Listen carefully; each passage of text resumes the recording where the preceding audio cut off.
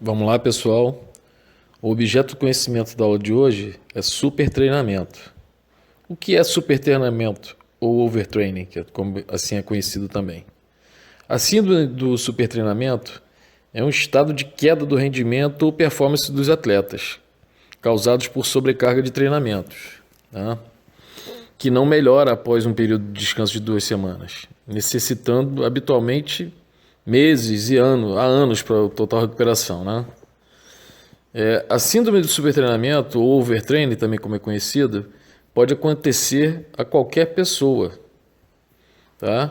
Que pratica atividade física. Há alguns anos o problema costumava restringir somente atletas, o que se dedicava a treinamento de alta intensidade ou mesmo a esportes de impacto, como os triatletas. Mas a situação mudou. Hoje, esportistas que treinam de maneira ocasional têm sofrido muitas dores também e buscado ajuda médica. Ao intensificar o ritmo de treinamento, prática comum, né, nas academias que a gente vê que a pessoa exagera, o atleta sobrecarrega os músculos, afetando todo o seu sistema imunológico, que se torna mais frágil, ou seja, seu ritmo diminui e a dor é constante, independentemente do esporte praticado. Cada modalidade esportiva apresenta um risco, né? Há esportes que comprometem uma ou outra articulação de forma mais agressiva. Praticantes de taekwondo, ginástica olímpica, futebol, basquete e tênis de mesa, por exemplo, costumam desenvolver problemas no quadril com mais frequência. Quem joga futebol também acaba castigando demais as articulações dos joelhos, assim como os atletas que competem no pentatlo e decatlo modernos, né? Os jogadores de vôlei, por estarem expostos à intensa movimentação de braços, pernas e quadris, costuma antecipar os mais diversos problemas de artrose, quando antes mesmo de completar 30 anos. Quando a doença se instala, o esportista pode sentir dificuldade em apontar com exatidão onde dói. O atleta passa a sentir dor durante os treinamentos e jogos, estando mais exposto a lesões. Esse indício de sobrecarga pode ser acompanhado por outras manifestações: sensibilidade exagerada nas articulações, inchaço, crepitações, estalos, né? Atrofia muscular e instabilidade articular. Também não se pode confundir isso daí com uma doença chamada fibromialgia, né? Que é a evolução do estresse. Então a gente tem que tomar cuidado, né? E a pessoa fala, não sou esportista, estou cheio de dor no corpo, devo estar com overtraining. Não, não é isso, tá? Então aí acho que também tem esse tipo de doença que causa dores no corpo inteiro, tá bom? Para controlar a dor e proporcionar mais qualidade de vida aos atletas, há diversas opções de tratamento, né? O repouso da região afetada é necessário sempre que possível, mas o esportista pode recorrer a fisioterapia, hidroterapia, exercícios para fortalecer os músculos que revestem as juntas, correções ergonômicas, medicamentos anti-inflamatórios, tratamentos com ondas de choque e cirurgia.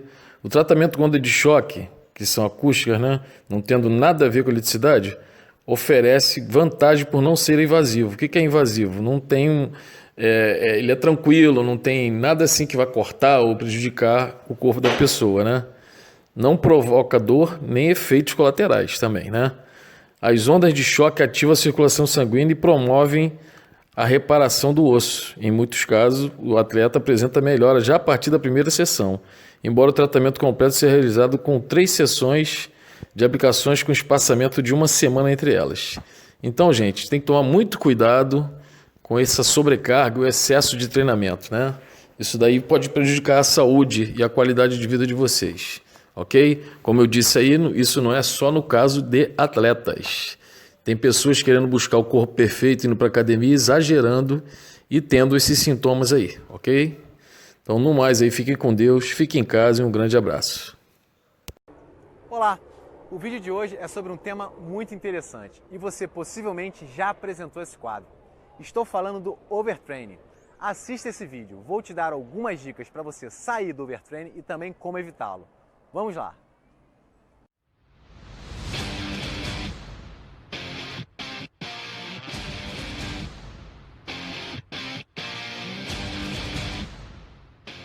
Você se sente algumas vezes cansado demais? Tem a percepção que o seu treinamento não está rendendo nada? Está irritado, desmotivado e sem vontade para fazer atividade física? Bem, se no momento você apresenta 3 dessas 5 condições, possivelmente você está em overtraining. Por definição, overtraining é fenômeno psicofisiológico caracterizado pela perda momentânea do rendimento. Parece complicado, mas é bem simples. Quando falo em rendimento, não estou apenas me referindo ao alto rendimento esportivo, como por exemplo em atletas profissionais, mas o desempenho das atividades físicas e do seu dia a dia também. Eu vou te dar um exemplo. Se você deseja emagrecer e não consegue, quer ganhar massa muscular e pelo contrário só perde, adora correr, mas não consegue melhorar o seu tempo e tem percebido que o seu ritmo de estudos e de trabalho não está como antes, bem, todos esses sintomas indicam uma perda de rendimento de suas atividades e podem estar associadas ao overtraining. O overtraining é uma síndrome, ou seja, está associado a diversos fatores e representa uma resposta do seu organismo a repetidos momentos de estresse, sejam eles causados pelo próprio treinamento físico, noites mal dormidas ou aborrecimentos no trabalho ou em casa. Tudo isso sem que você tenha dado a devida recuperação ao seu organismo. Após treinar forte e realizar um descanso adequado, você deve estar recuperado e mais disposto para fazer um treinamento tão ou mais intenso. Essa relação estímulo e recuperação são determinantes para melhorar a sua capacidade em se exercitar e desempenhar as suas funções. Quer ver outro erro comum? Você, quando não está conseguindo os resultados que deseja, tem por hábito treinar mais. Aumenta a frequência semanal, o tempo, cargas e exercícios, quando na verdade deveria diminuir a quantidade da atividade. É isso mesmo, quando você diminui a carga ou até mesmo não treina, está favorecendo o descanso e a recuperação do seu organismo, que nesse momento já apresenta sinais de overtraining. Entenda, essa é a principal estratégia para eliminar o problema, reduzir as cargas de treinamento. Agora eu vou te dar um passo a passo de como evitar o indesejável efeito do overtraining. Primeiro, fique de olho nos sintomas, são muito fáceis de serem detectados. Fadiga, insônia, perda de apetite, irritabilidade, dores musculares, diminuição da imunidade e perda do rendimento. São indicadores de que algo está errado e medidas devem ser tomadas. Vamos a elas. Reduzir o volume do seu treinamento, e quando falo volume, estou me referindo ao tempo, à distância, número de exercícios, número de séries e a frequência semanal em que você realiza a sua atividade. Reduza também a intensidade. Aí já estou falando da carga, peso ou um exemplo mais clássico, a velocidade que você realiza a sua corrida. Mas fique atento, em casos mais extremos como lesões musculares e articulares ou sintomas que se apresentam por várias semanas, pare imediatamente de treinar e faça isso por alguns dias.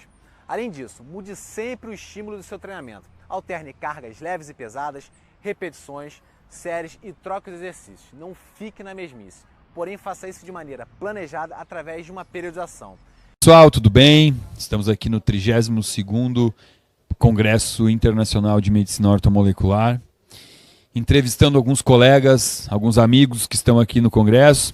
Estou aqui com o Dr. José Ribas, médico que trabalha em Brasília, que virou aí, eu não sei, não estou puxando teu saco, mas acho que o maior nome da medicina do esporte no Brasil hoje é o Ribas. Trabalha muito forte no CrossFit, mas também em outras áreas, não só o CrossFit. Então, assim, separei uma pergunta bacana para fazer para você aqui, que é um questionamento recorrente dentro do meu consultório. As pessoas, elas têm dificuldade de entender quando o corpo chega no limite, né? Porque tem certos tipos de atividade física que, como por exemplo o CrossFit, leva a gente facilmente a uma estafe, né? E a gente chama isso de overtraining.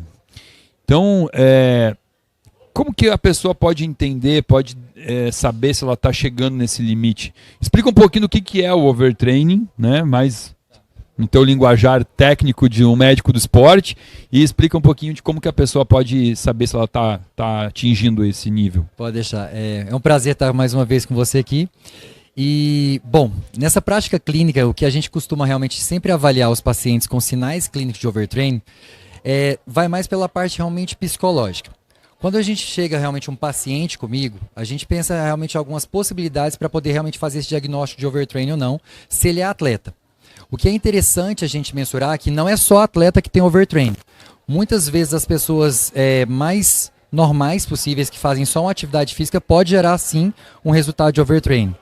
Mas o que é o overtraining, na verdade? É quando o nosso corpo ele não passa a responder de maneira fisiológica, né? A gente passa a ter uma resposta realmente ruim dele, então nosso condicionamento físico ele cai. A parte psicológica também influencia e parece que o corpo não responde. Então é um mix que a gente vê realmente de fadiga corporal relacionado com um problema realmente cognitivo nessa parte realmente que vem do nível mental, né? A gente fica com um sintoma parecendo que está com a depressão e a gente passa a ter um repúdio em relação à parte da atividade física. E como que a gente faz hoje no consultório quando vem um paciente desse jeito? Primeira coisa, a gente tem que diagnosticar. O paciente ele vem, ele tem às vezes alguns sinais clínicos, Samuel, mas nem sempre a gente consegue ver a coisa bonitinha. E o que eu utilizo hoje como ferramenta para uma avaliação dos estados clínicos de overtraining é um sintoma realmente sendo preenchido, um questionário que a Sociedade Francesa de Medicina Esportiva utiliza. E através desse questionário, com perguntas de sim ou não, a gente consegue avaliar realmente como está esse estado fisiológico. Se o paciente ele cansa mais rápido a atividade física, se ele perde o prazer para fazer a atividade física, se ele passa a não querer se comunicar com as pessoas no modo geral, se ele perde o apetite, uma série de perguntas realmente para a gente entender como está esse nível metabólico. E o que é interessante a gente ver hoje, na clínica a gente sempre pensa que as pessoas que mais têm overtraining, sinais clínicos de overtraining, é o atleta de alto rendimento.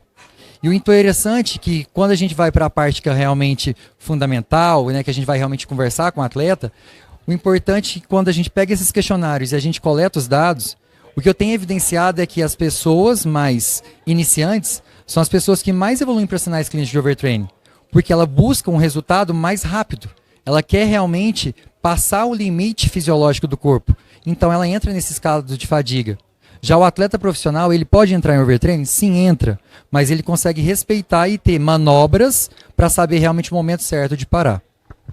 Obviamente que o overtraining ele depende muito da alimentação do paciente, do sono, repouso. Descanso realmente, né? Isso, exatamente. Mas a suplementação, o paciente que começa a fazer atividade física e entende que suplementar pode ser uma opção, isso eu acredito que dá uma empurradinha mais para frente, né? O paciente consegue levar o corpo dele a um limite um pouco maior antes de chegar no estado de overtraining. Correto, essa informação realmente é verdadeira, né? Procede da mesma forma, porque o antioxidante ele entra no nosso mecanismo para poder corrigir um pouco do estresse oxidativo que é gerado pela atividade física. Quando você tem uma alimentação saudável, quando você tem o uso de substratos considerados saudáveis, a gente consegue realmente reverter ou evitar, né, essa questão desse sinal clínico. Mas o que eu costumo falar no modo geral para todo paciente, tem que saber respeitar o corpo. A gente fala, até Deus descansou no 7º dia. Então, não é porque a gente quer ser ativo, a gente pensa realmente na vida ativa, que eu tenho que pôr meu corpo em movimento durante 7 vezes na semana. Você tem que respeitar. Às vezes algumas pessoas querem resultados rápidos, treinam 2, 3, 4 vezes ao dia. Ele não é um atleta de alta performance e ele pode ter complicações sim. O paciente, quando entra em overtraining, ele também pode, junto com isso, fazer uma fadiga da glândula adrenal, né?